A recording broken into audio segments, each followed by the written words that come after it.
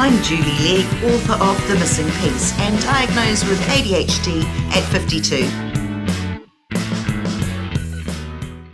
Welcome to ADH Difference. In this episode, I chat with Dr. Alessandra Wall. She is founder and CEO of Noteworthy.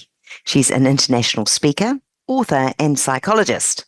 We talk about women in leadership and executive roles, managing stress, communicating our value, the gilded cage, and mastering the pause. Welcome, Alessandra. Thank you so much for joining us today. I am very excited for this time we get to spend together. Fabulous. Now we're going to go straight into the questions. We've got lots to cover and I'm excited to hear your story. Going straight into looking back at your childhood, what ADHD-like traits stand out most to you now? And how do you think they shaped your personality and your career path?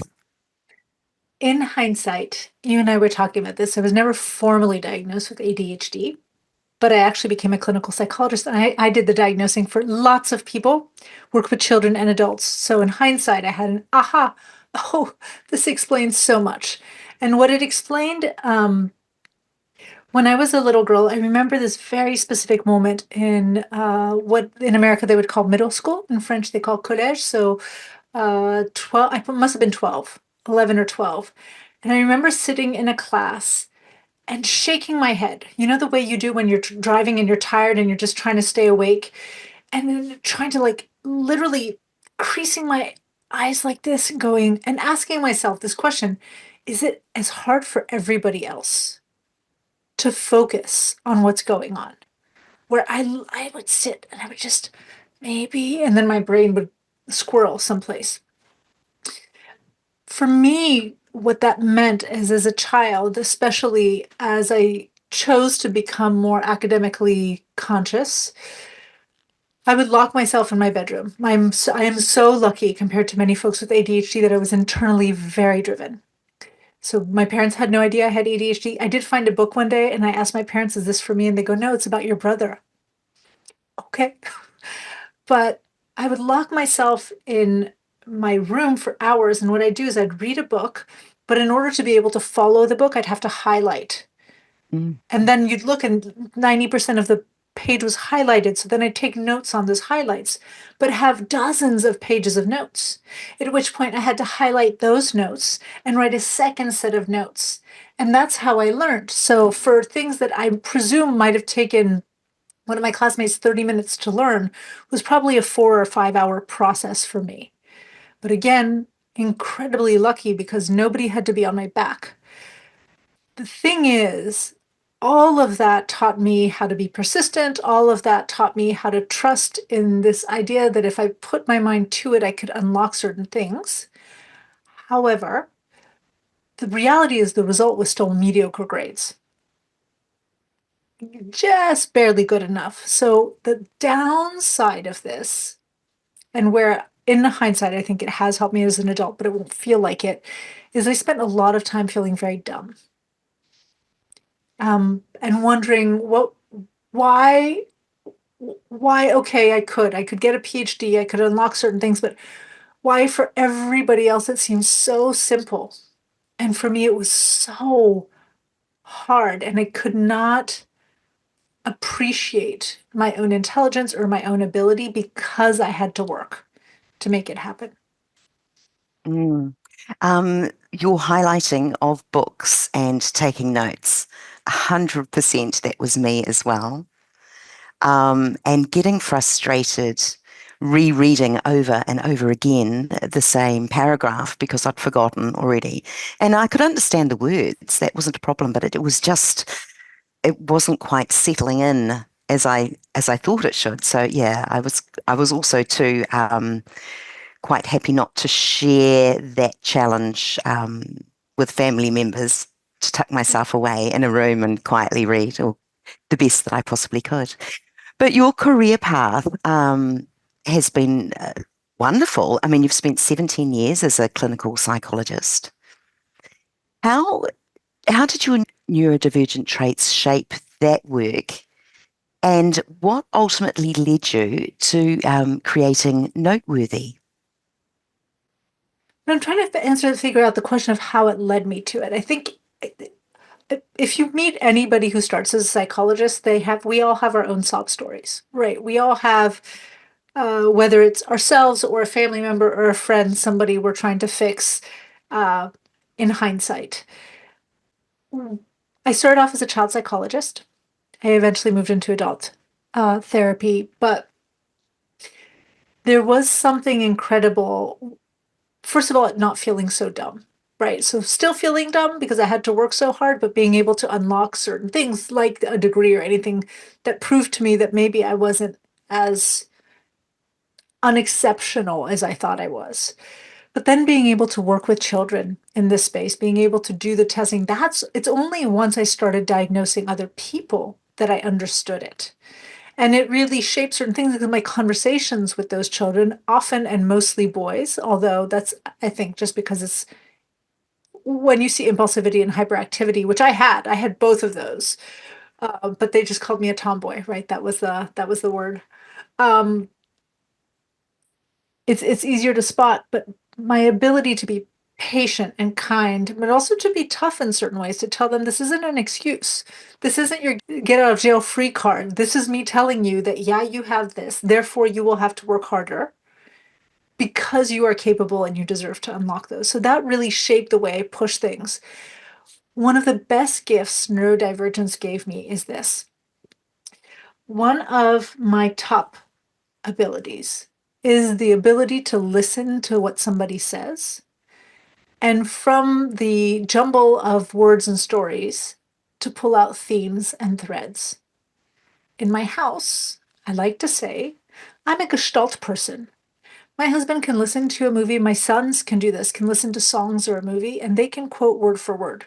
They can remember dates from battles, and I have a youngest son who's a World War II and now a Formula One, and then an armament buff, and that's a 15 milli gauge. What I can't do that I cannot. I mean, I'll meet you, and 30 seconds later, I won't remember your name, but I will have. And this is the skill that comes from having ADHD. I will have the uncanny ability to hear you say something and say, you know what that's like, and give you the simplest comparison that will allow you to put two ideas together that seemed so far apart before. And because I teach a lot of communication and building recognition and explaining complex concept to other people, showing them how you can simplify everything and still make it powerful. I don't think I'd be able to do that without if I hadn't honed that skill from having ADHD. I think that's marvelous. And being able to join the dots for your clients, it can be quite a frustrating and bewildering time when you're trying to make sense of it all. When you've lived with ADHD, undiagnosed for most of it, and trying to make it make sense.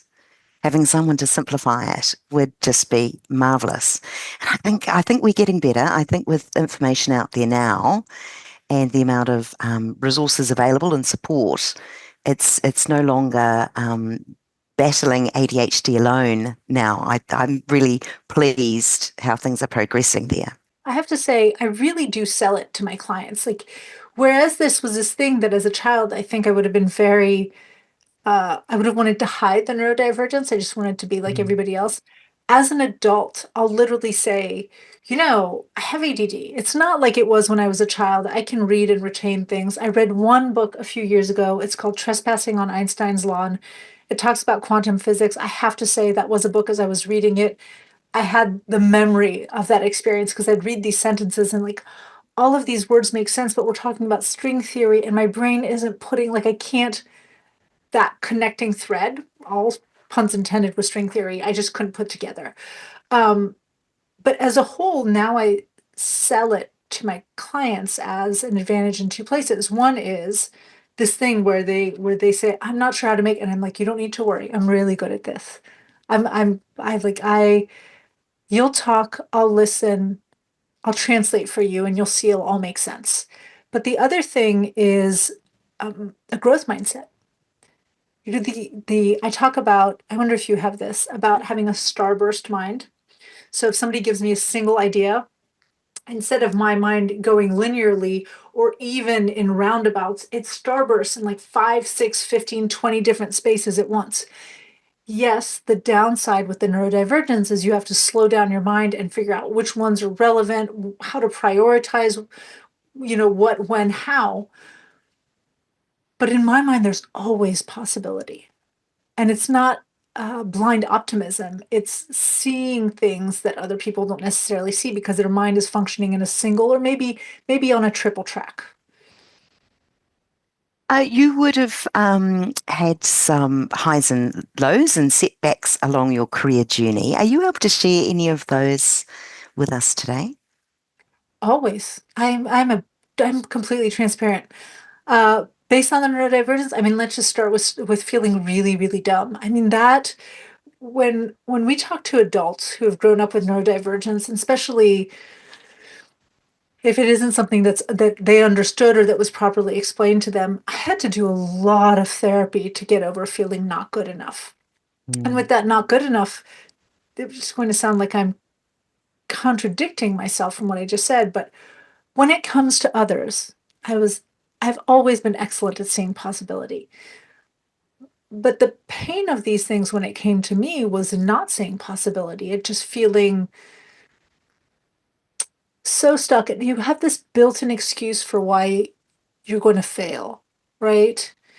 Mm. Because it takes so much more time, because it's so much harder, because um that was hard. That was a big piece that is directly tied to this. The other one I'll say, I mean, this isn't a huge hardship, but it comes up more and more. I move too fast and I make mistakes that really undermine my authority and undermine being able to show up in a certain way. So there's a lot of work that needs to be done to build trust and create a foundation where people understand what you can do, because an email is going to get sent out with like typos, and I can read something 15 times and there will still be typos. Or like sometimes I'll put my foot in my mouth, but I've branded that. I've branded the impulsivity. Instead of fighting against it, instead of trying to make myself somebody who complies by everybody else's rules, I've basically put out in the world that I am the kind of person who will tell you things that other people won't tell you. And I will be not brutally, but generously candid and open and honest with people. Sometimes that means that I put my foot in my mouth. My wording is off, my timing is off, but it's always in service of that idea of, and I don't like the word anymore, but authenticity and truth. Um, and I tell people very often, here's the truth. Like I couldn't help it if I wanted to, right? It just is. There's that inner adolescent and she just blurts stuff out. But there's a way, I mean, this stuff got me in trouble in the past, and there's a way of building it where as an adult, it, it's a differentiator, like in a positive one. Do you have a name for it? I don't. I would like a name for, do you have a name for it? No, but I think it should be created. I like the idea of your Mhm. starburst of ideas. Yes, I'd put a name to it. It sounds wonderfully honest, but it's done with love, and it's not done out of nastiness or um, full of criticism. It's just telling it like it is, isn't it? And sometimes it's It- hard to hear, but mhm. sometimes it's the best thing to hear, that it's not being sugar-coated. We know where we're at with honesty. I agree. I completely agree. And I meet so many, especially since the term neurodivergence has come out, right? I meet so many more neurodivergent people. I meet a lot who still wear it like it's a special ed label, right? And to help them realize there are these things you do you take for granted. You don't even realize how exceptional they are. You see in images. I see in images all the time So that's one of the ways in which I connect the dots where somebody will say, I'm like, oh, you know what that reminds me of? Have you ever seen this movie? It's the same theme. Or it's like you're talking and I have this image of X, Y, and Z. Right. Temple Grandin used to talk about seeing in images. She was on the autism spectrum.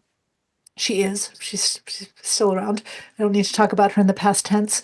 Um, being able to understand how the things that you think hold you back also have like this light side to them, actually this really gilded side that has value. It's hard, but it's so important. Can you talk to me about Noteworthy, please? Yes. So Noteworthy is an offshoot of, let me go back a second. I operated as a psychologist. I absolutely loved my career as a psychologist for many years. And maybe, who knows, maybe this is because of the ADHD and the need to constantly being challenged. It's like a video game. I needed to get to the next level. There came a point where it was not fun anymore.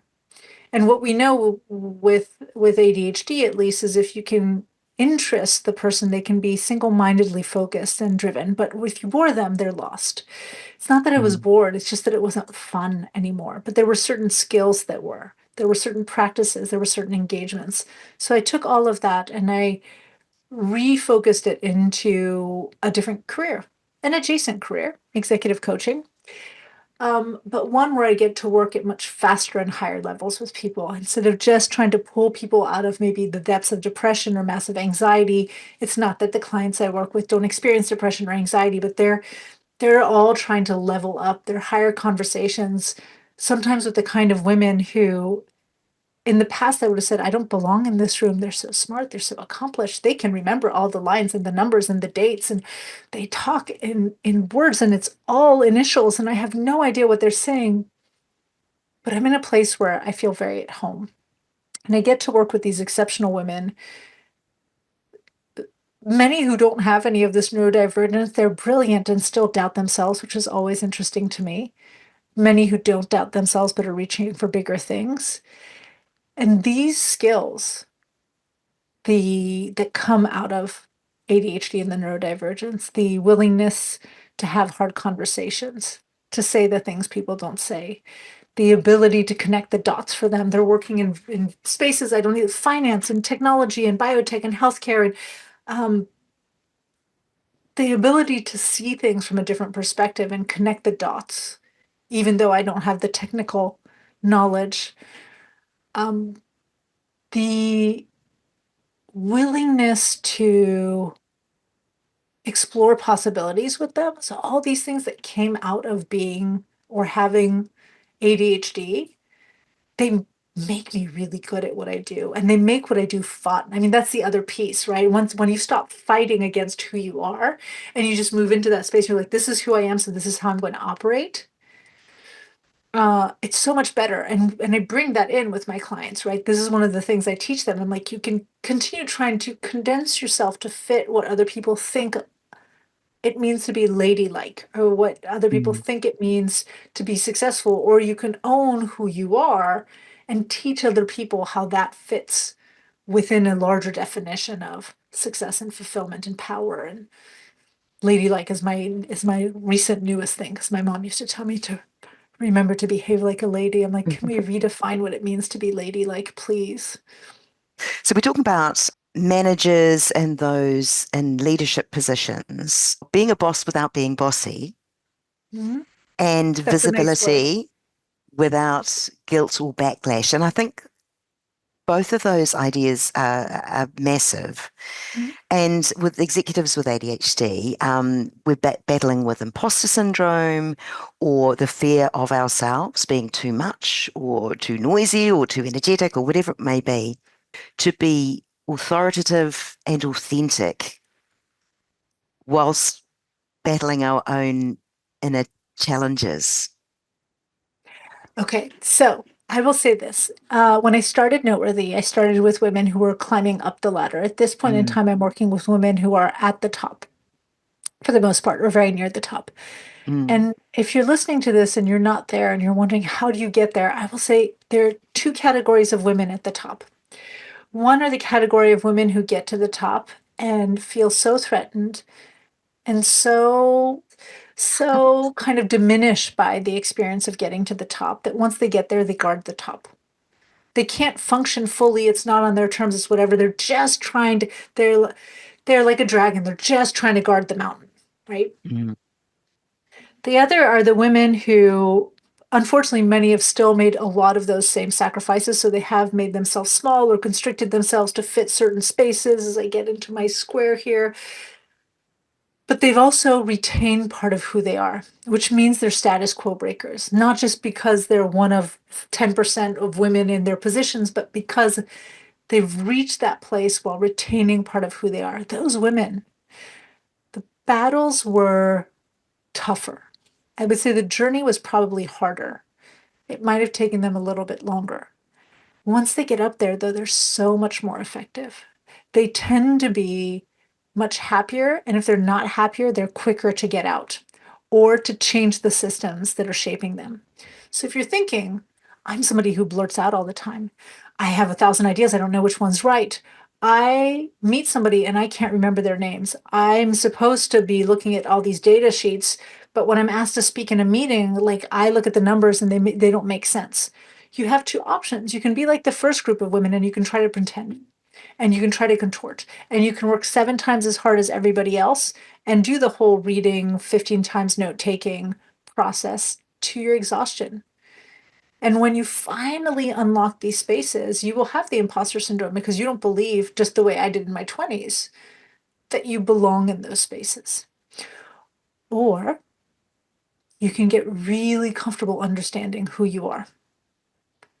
I talk with my clients all the time about the dark side, the shadow side of their talents. I didn't get that on my own. I got it from one of my coaches who got it from somebody else he read. It's not.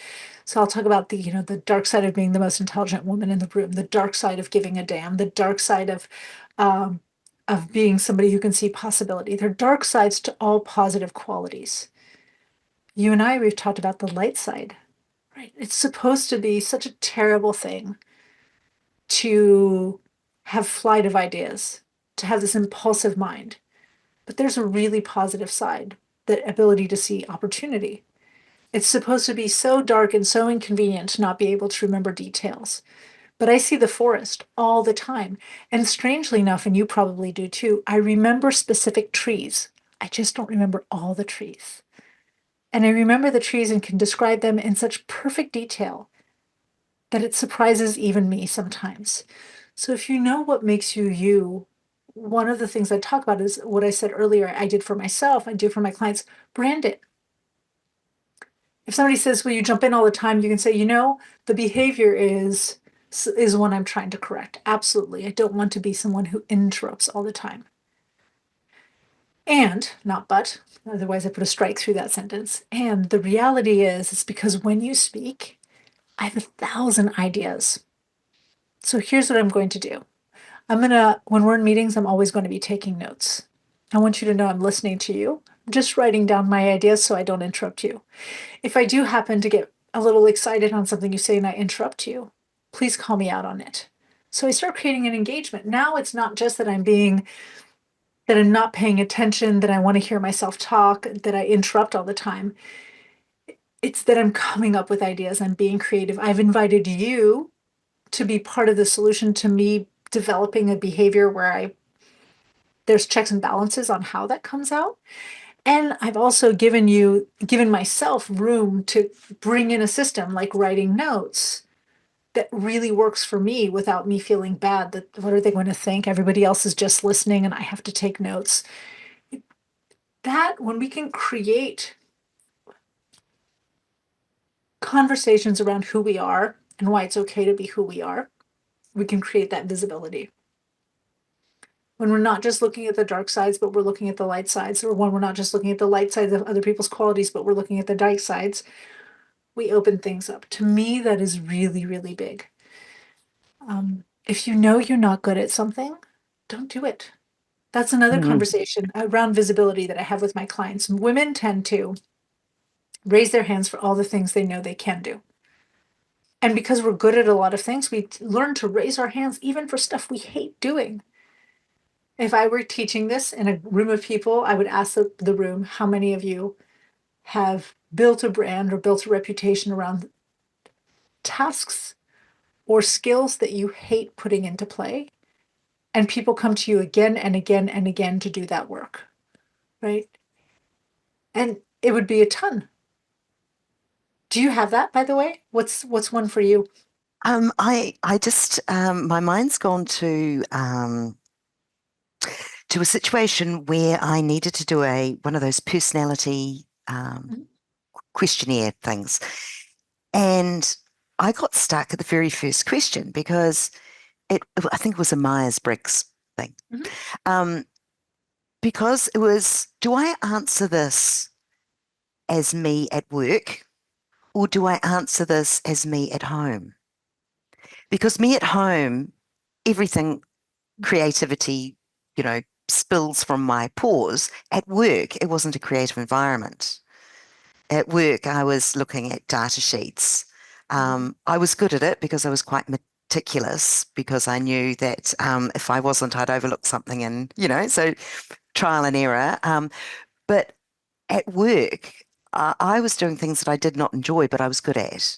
So it Mm. was very difficult how to do this questionnaire because I was almost split personality insofar as if you only saw me at home, you'd know that, you know, it's not the Right. person you see at work. It's tricky to be authentic when you're trying hard to fit in. And I think the other thing I wanted to ask you about was this feeling of being invisible Mhm. and I know that I did experience it in corporate life when I was tied to the office. I was so busy conforming and fitting in, trying not to stand out, that I felt that all the brilliant work and the hard work I was doing was almost, well, it was going unseen. And that was kind of a imploding feeling that I was just a pencil pusher. I was just literally sitting on a seat, filling in my time, and I wasn't really providing all of the energy and ideas and ability that I would have loved to contribute. I felt, yeah, quite restrained. So that feeling of being invisible, how do you turn that into being someone unforgettable? Um, the mistake you were making, the mistake so many people make, is the belief that hard work alone is enough and that hard work speaks for itself. So I know earlier I mentioned having ADHD really helped me become persistent, and I literally kept myself from learning the lesson that if you just work hard enough, you can do whatever you want, because that's not true. So if you're listening to this right now, I'm so sorry. A does not lead to B. More A does not lead to more B. So, hard work, getting the right degrees, getting the education you need will get you up to a certain point in your life and in your career. And then there's this massive jump. If you're in leadership, I would say past management into those first, and definitely when you're in high level leadership, where everybody else is working hard too. And the people who aren't, well, they're the exception to the rule, or they're just hiding how hard they're working. And everybody else is more or less as educated as you are, and more or less as experienced as you are, and more or less driving similar results. And the difference between those who get ahead and those who stay stuck in their careers are a whole set of, I hate the word, but soft skills that have nothing to do with soft skills. They actually have everything to do with how humans have evolved to be. So, with the way the human brain is evolved to be. So, women, especially, we're taught since we're very little, since we're little girls, to be very humble, to not be full of ourselves, to not broadcast who we are. I referenced my mom before, but literally, I'd walk out of the house and she'd say, Alessandra, remember, behave like a lady. She never told my brother Christopher to behave like a gentleman. She thinks she does, but Christopher is on my side on this one. He says she never asked him. So we grow up into women, and we work very hard, and women are still in a place where in many industries we have to work 2 to 3 times as hard just to be noticed, not just by men, but by women too. Women tend to discount other women. Mm. And so we learn. I put my nose to the ground, so I'm going to work really, really hard. First of all, I need that much just to get where I am. But then we haven't been taught to talk about how good we are and what we can unlock with that skill set. We haven't been taught to sell. And what I mean by selling is we haven't been taught how to position our impact in terms that actually mean something to the person you're talking to. Maybe that's something else that having ADHD helped me with, right? How to be compelling to somebody whose brain just doesn't want to focus on you. And because of that, you were exactly what you're talking about happens. We do all this work and we're just waiting for somebody to notice it. And then we're waiting for that person to connect the dots. So not only to notice what we're doing, but to notice what we're able to unlock with that. And then to really notice and know what we would want to achieve next step in our career and what pace and what way we want to get there and make it happen for us. It's terrible when you say it like that. But in our mind, we're being humble. So what I tell women, what I had to teach myself, what I teach my clients all the time, even my C-suite clients, just in case, is that it is absolutely essential, not only essential, but it is kind to walk into a room and with a lot of clarity, communicate what you're good at. And with all humility, communicate how you've been able to unlock incredible wins, how you might be a top performer, what deals you've been able to make happen in our businesses, how effective you are with your clients in creating transformations. Because that helps the people you're talking to be very clear about whether or not you're the right person to help them solve the problems they have Mm. and where to find you. Like, that is a skill. And if we don't do it, and it doesn't matter whether you are selling apples in a corner store, being doing janitorial services somewhere, or running a 10,000 person company, if you are not sharing that information, then you're asking everybody else to be focused on you. How can brilliant women Mhm. with ADHD who struggle to talk about their value, how do you break that humble bubble? Okay, so here's the truth of all changes. In the beginning, you act despite. I'm not asking you to fake it. Don't even pretend that it's not excruciatingly uncomfortable. We can all own that it's those things, but acting despite means recognizing the difference between how I feel and the truth. And the truth is, recognition is the number one factor associated with advancement for women. And the truth is, if I'm not saying it, this is a mindset shift. I want people. I think it's humble for me to not speak up. But the truth is, what I'm saying is, I'm so important and interesting. Everybody should be focused on what I'm doing and taking note. There's no humility in that second attitude. Right? The humility comes in saying, oh, of course they don't know about me. My manager manages 15 other people. My employees, they have their own stuff. They have no idea how I contribute to making this company work. It's my job. So that's the reframe to remove the guilt and the discomfort. Remind yourself this is not bragging, it is me educating. It's not boastful, it's absolutely helpful. And then the idea is to find opportunities. So here's a simple opportunity. Somebody comes up to you and says, Julie, I have this project that I need some help on. I'd like you to come on board. And let's say it's a project you in your mind you're like, dear Lord, I don't want to do that. I hate that work. Ugh, I cannot think of anything that would be more mind numbing than doing that. I can do it in my sleep. You can decline an opportunity and broadcast your value. So you might come back and say, Alessandra, I really appreciate you thinking of me for this project. I want to be really candid with you. Although I could totally do it, and I know I've done it before in these cases, it's probably not the best use of my skill set. Where I could really add value for you, for this team, for the organization, for the project, for the client is, one thing I love doing that I think is really fun is, and I describe what that is. Part of the reason I love this kind of work is because it allows me to use the following skills. Those skills are things I not only enjoy, I'm really good at them. Actually, 3 months ago, I worked on a project with Bob, and it was this exact same kind of, and we were able to unlock blah, blah, blah, blah. Mm, mm. So if you absolutely have nobody else and it's urgent, I'm happy to help. But the reality is, I'm much better positioned to do this other thing. But I know Rose. Rose loves this kind of work. If Rose has the bandwidth to do this, she might be the person we need to connect you with. Right? So I just declined work. I know it was long winded, but in declining work, I highlighted, first of all, I owned what's right for me. I highlighted that that was not work that makes my heart sing. So I don't get myself known to do work that makes me miserable. Then you disengage. Two, I communicated to the person what my highest value was. I tied it to specific skills. I gave examples of how I've been able to use those skills to unlock wins. And if you're lucky enough to know people in your space, I try to meet a lot of other coaches. If you get to know your colleagues, your peers, you can even sponsor somebody else by putting their name in and highlighting how good they are. I would just say if you do that, please, please, please, please, please use the language if they have the bandwidth. Because you might just be dumping on them. It might be work that they love, but they don't have the bandwidth to take. So if you introduce that, at least maybe the other person will think. The same thing can be done when somebody offers you work that you do want to do. Oh, Bob, thank you so much for thinking of me. I actually love this kind of project. Part of the reason I love this kind of project is it allows me to do X, Y, and Z.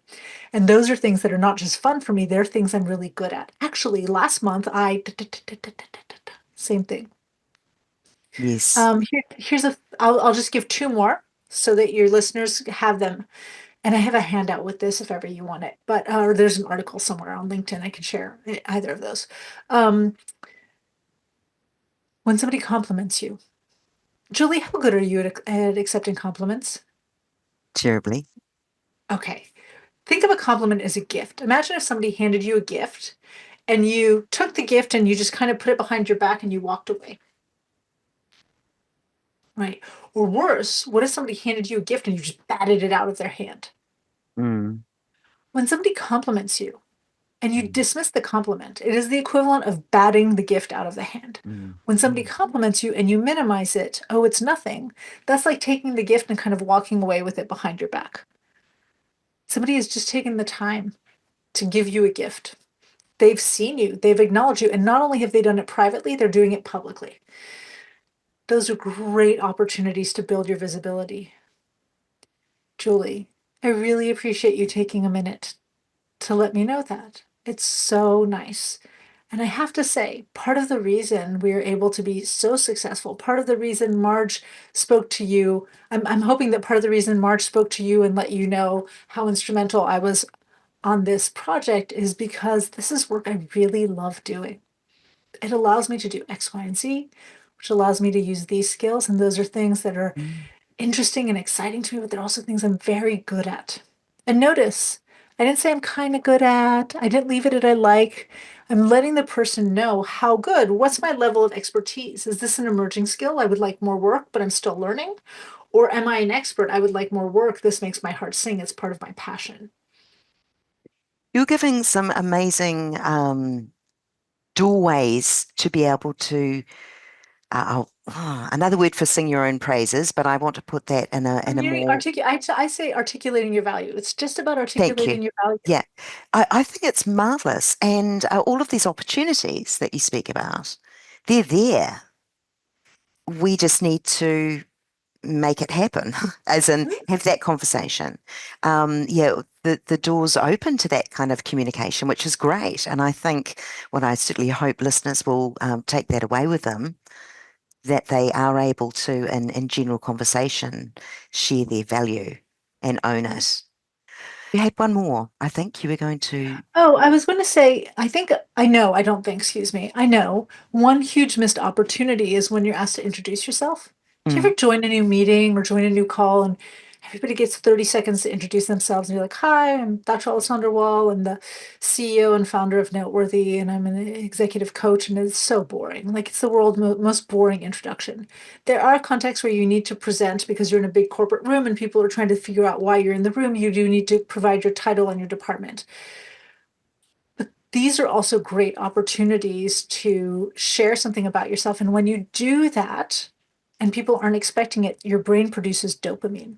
For mm, those of us with ADHD, dopamine's the thing that gets you into those places that are really interesting, right? It's a neurotransmitter that's associated with reward, but also memory. We remember things that produce dopamine better. So if you say, hi, I'm Alessandra Wall. Part of the reason I'm in this room right now is I'm the founder of Noteworthy. So I'm here to learn more about, how the women in your company are operating and how we can support them. Part of the reason I love this work is I'm somebody who genuinely enjoys being part of difficult conversations. And I know there are a lot of difficult conversations around this topic, and I navigate those fairly well. And I'm really good at helping other people have critical conversations. So I can't wait for us to talk about what kind of critical conversations are happening. Right. I mean, it's long-winded because it's off the cuff, but the idea is share your excitement about why you're in the room. Share why you're interested to hear people. I'm really interested to hear Bob talk about what his department is doing. One of the things I get to work on in this company is why. And I know why ties really closely. It's something I'm passionate about. And it's some of the work that for me I do the best and enjoy the most. There, I've just shared my value, but I've really been talking about what Bob does. No, I see it. Great. Marvelous. Please talk to me about the Gilded Cage. Tell me all about that. Gilded cage is what I like to talk as how I like to refer to leading from the top. I'm sure as a man as well, but I'm going to talk about women for a while. When we're little girls, whatever it is we decide we want to become, whether we want to own our own flower shop or become a teacher or run a huge tech company or be an astronaut, whatever it is, work on an oil rig. I want to throw some non-typical jobs out there. There is this story we're told about how once you reach the top, you will unlock all this freedom, all this power, and with power for women, this idea of this ability to create impact and influence the world. So we work really hard to get all the way to the top. And we get there and we realize there's no freedom. It really is still a cage. We're working harder a lot of times than many of our counterparts. Although we're probably very well paid, we're probably still not as well paid as some of the men. We have more responsibility. We have not, for those of us who have families, and I don't just mean children, I can mean pets, I can mean parents. We still have families where we still operate as primary caretakers. We are in a space where we have often a seat at the table, but not a voice. We have the title, but not the authority that comes with it. And to me, that's a gilded cage. Like, oh, it's all golden. I've got the corner office. And what am I supposed to do with this corner office? Because I'm really tired. I still have to repeat myself 50 times for the men in the room to listen to me. I wanted to come in and change this part of this industry, but I'm only told I'm allowed to do this. And it's not all the things I thought it could be. To me, that is the gilded cage. And my mission, among other things, is to make sure that when women get all the way to the top, I think of your premier a lot. When women get to the top, or your former premier, I should say, when women get to the top, that they look around and don't say, it's too much. It's just not worth it. Right? That we know how to deal with a lot when it's worth it. It's when it's not worth it that we say it's too much. And that's when we step away. And my job is to make sure that we don't have that incredible women who work very hard to rise to the top, get there, and in a very short period of time go, it's too much. Like I can't handle it. Because when you watch women operate in the real world, I don't know a lot of women who face the incredible responsibilities and say it's too much. Right. Most of us just take it. We take going to work, coming home, managing our households, driving people around, taking care of our parents, taking care of the dog's appointments and the cat's appointments, cleaning the house, making sure the meals are ready, wondering, who's going to do the roofing 3 months from now while still going to work and making sure that it's not really too much. It's that it's not worth it once we get up there. Which is a good point. My next question is going to be about managing stress and burnout. Perhaps hesitant saying no, because that may appear that we're being weak or can't take on the capacity, and that, yeah, we're lesser versions of ourselves. So I think saying yes and being people pleasers is kind of an ADHD thing at times. What advice would you give those executives with ADHD really struggling to manage the stress and the burnout that comes Mm. with executive roles?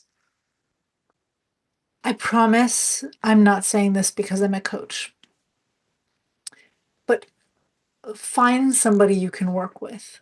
For me, it would be a coach. I've worked with a coach since 2017. I can't believe I didn't work with a coach before then. Working with a coach allowed me to figure out what my priorities were. It allowed me to stay on task.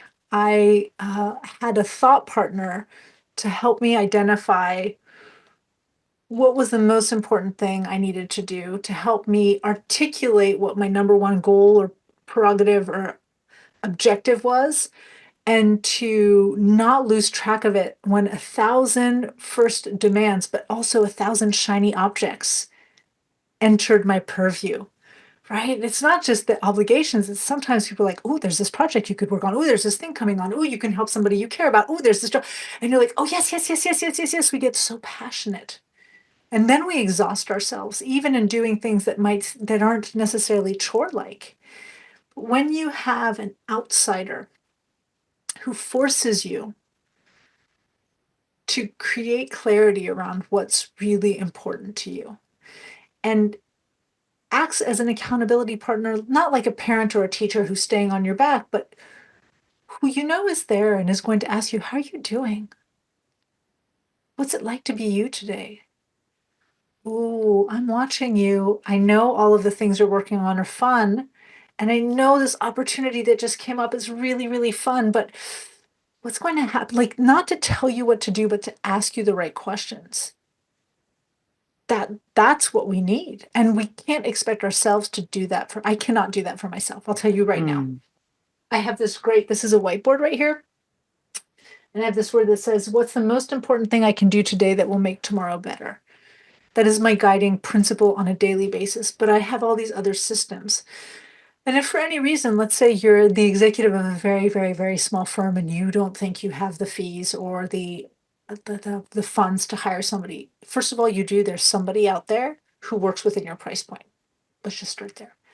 Second of all, um, if not a coach, find a mastermind community, find other peers who are not going to be there to say nice things to you, but are going to be there to be true partners in your success. But then you have to show up as partners for them too. The very, very short of it, and the reason I went through this other piece is because I think it's very hard to do the very, very short of it without help and support, is you need to be able to identify what right for you looks like and what not just your priorities based on importance and urgency, but priorities based on value, trajectory, long and short term demands, and aspirations are. I've done that work for myself. I've done it for hundreds of clients. It's possible on your own. It's just really hard. And things that are hard when we have ADHD, we'd rather do taxes than doing them. We'd rather do laundry than doing them. We'd rather do whatever we hate doing rather than doing this other thing that not only is hard, but triggers some form of mild or massive anxiety. Yes, procrastination and anxiety can lead to delay in so many decisions that could actually be really helpful to us. Isn't it And burnout. strange? Yeah, Uh-huh. yeah, yeah. You teach your leaders about mastering the pause. And can you explain about how one goes about that and the wonderful outcomes about mastering the pause? I use the terminology mastering the pose to cover many things from literally taking pauses in your day to creating moments for reflection to pausing in conversation. So, for those of us who are a little impulsive with what we say, if you think of approaching the way you speak like strolling instead of walking from point A to point B, and you slow down in your Mm. speech, you create time to think. But this actually is the version of this is executive presence and communication. to slow down, to create pauses. People have to follow you, and your ideas will slow down. But the context you're really talking about is, Julie, if I asked you to go sit for 10 minutes outside on your back stoop, front stoop, wherever is comfortable, and to just, I don't know, daydream or stare in space, how do you feel about that? Um, I would be a little bit nervous. I love being Okay. outside. Love being outside. I love nature, and I'd probably be distracted and go and pick some weeds, or to get the last of the sun-ripened tomatoes that are just finishing off their season here.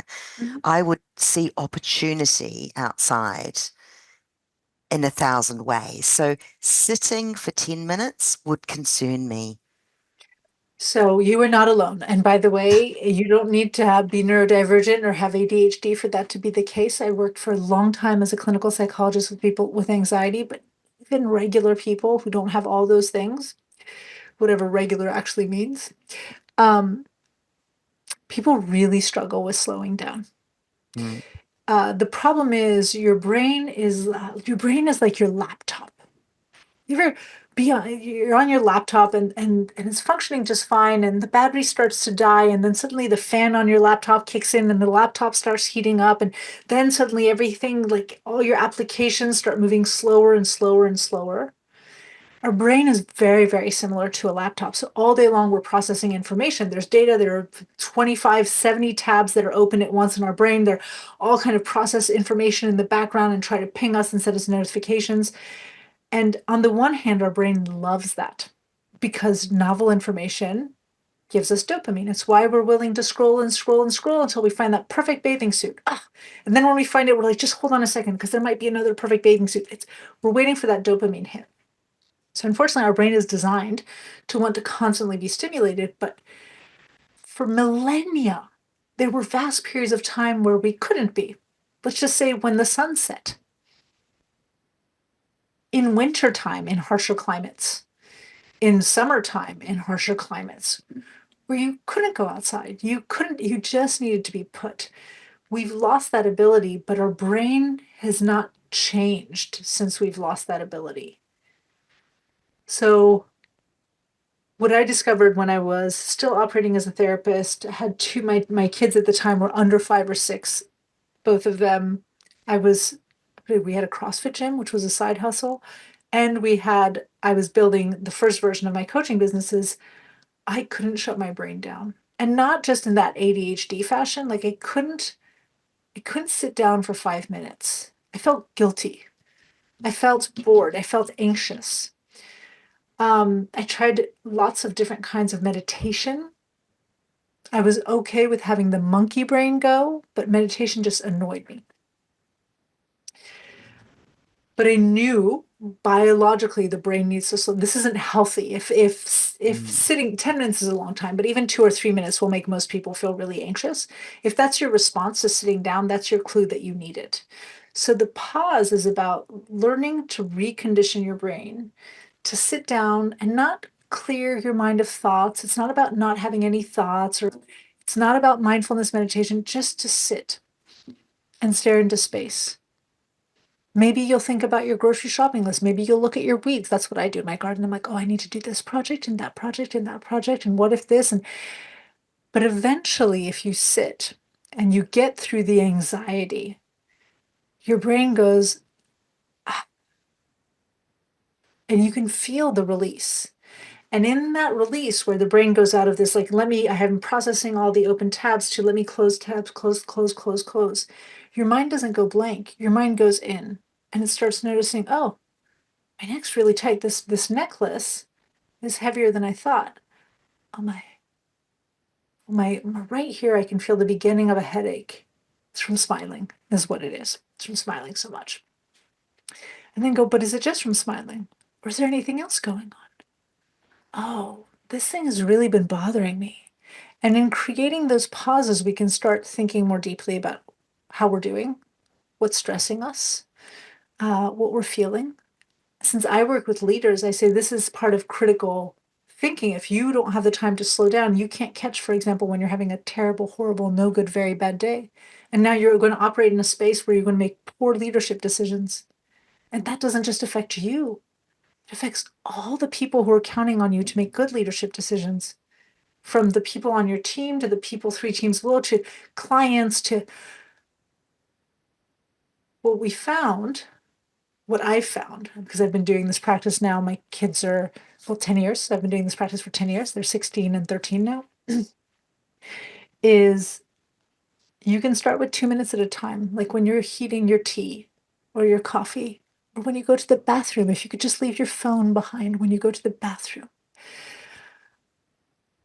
Eventually, first you'll feel nervous, then you'll have this moment where you're like, oh, this feels good. And then the second you realize you've hit it, you're like, okay, I'm good. So I can go back to doing that thing I was going to do, wash the dishes, take care of this, make the appointment, write that post, edit the podcast. But if you're willing to sit through that second moment of tension, like this happens in a 5 minute period. So the second minute of tension usually hits around minute 3. Then you get to this point where you're like, oh. And as you release, your brain starts to realize all these things. It decreases your stress. It decreases your anxiety. Because you have time to think, it gives you opportunities to start problem solving around the stressors in your life. You'll feel more rested, less irritable, less tired. You fall asleep better. It's not a magic bullet, but it's pretty close to it. Wow. I'll definitely be practicing that when I boil a jug for my cup of tea. I think I sent you, and one of the things I sent you, there's a link to a 7-day challenge. It's 2 minutes at a time. So every day you get an email, and every day we add 2 minutes.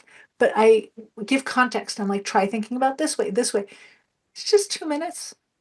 2 minutes is so the way I started, because I'm actually grew up in France of Italian origin, is I'd say, okay, I put the little one down for his afternoon nap.